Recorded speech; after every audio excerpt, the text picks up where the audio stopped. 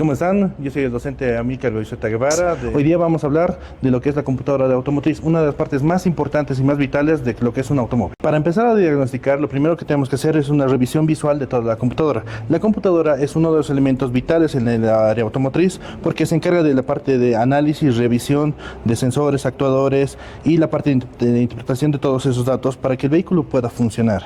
Una de las partes que tenemos que tomar en cuenta es la parte de fuente. En la parte de fuente es la parte donde energizamos la computadora y esta puede realizar la parte de alimentación de los distintos componentes. También tenemos la parte del procesamiento de datos, que vendría a ser este tipo de controladores. En el procesamiento de datos, la computadora revisa toda la información que tiene y hace la parte de interpretación de datos y hace el control de los componentes electrónicos. También tenemos la etapa de control. La etapa de control sería la etapa de salida, donde va a controlar ya sea actuadores, relevadores, motores, lo que tenga que controlar. Nosotros utilizamos distintos elementos para probar esos elementos. Por ejemplo, utilizamos un multímetro. El multímetro nos va a ayudar a ver si cada componente electrónico está de acuerdo a lo que debe ser. Una de las primeras etapas que podemos realizar sería la revisión de las continuidad de algunos elementos. Por ejemplo, tenemos la parte de continuidad de la tierra. Esto es la tierra o masa. Es uno de los elementos más importantes y más vitales de la computadora.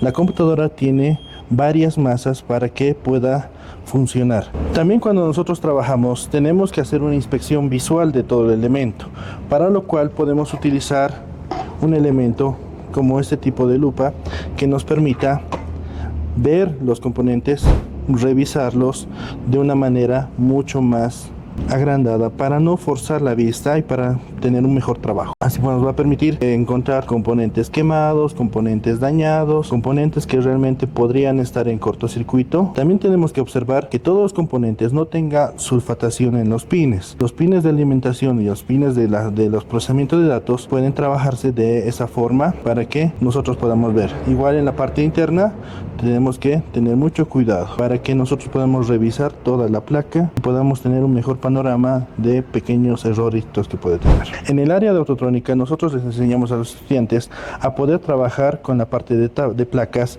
y qué procedimientos podrían ser, qué cosas se puede tocar, porque al ser memorias, estas memorias son muy susceptibles a pequeños cortocircuitos. Si nosotros tocamos de manera inapropiada, podemos dañar la computadora. Uno de los elementos que utilizamos sería un osciloscopio. Cuando nosotros ya alimentamos la computadora, procedemos a conectar el osciloscopio para poder hacer mediciones y ver las señales que está circulando en toda la computadora. Esas señales nos van a proveer información para ver cómo está trabajando cada uno de los componentes electrónicos. Y es muy importante que esas señales puedan ser lo más precisas posibles. Toda computadora, para funcionar, una de las primeras etapas para hacer la revisión es la parte sin alimentación, pero cuando ya tenemos que trabajar con alimentación, vemos que realmente la computadora, cuánto está consumiendo, cuánta corriente está circulando en la computadora.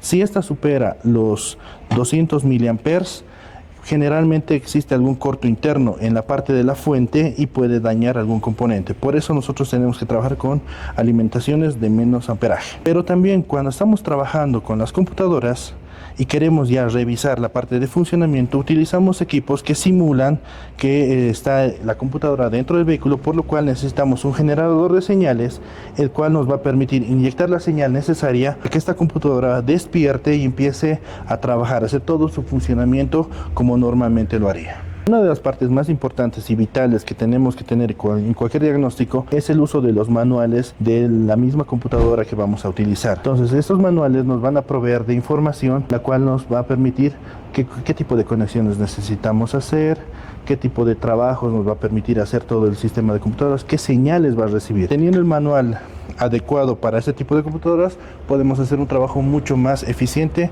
y podemos hacer un trabajo mucho más rápido.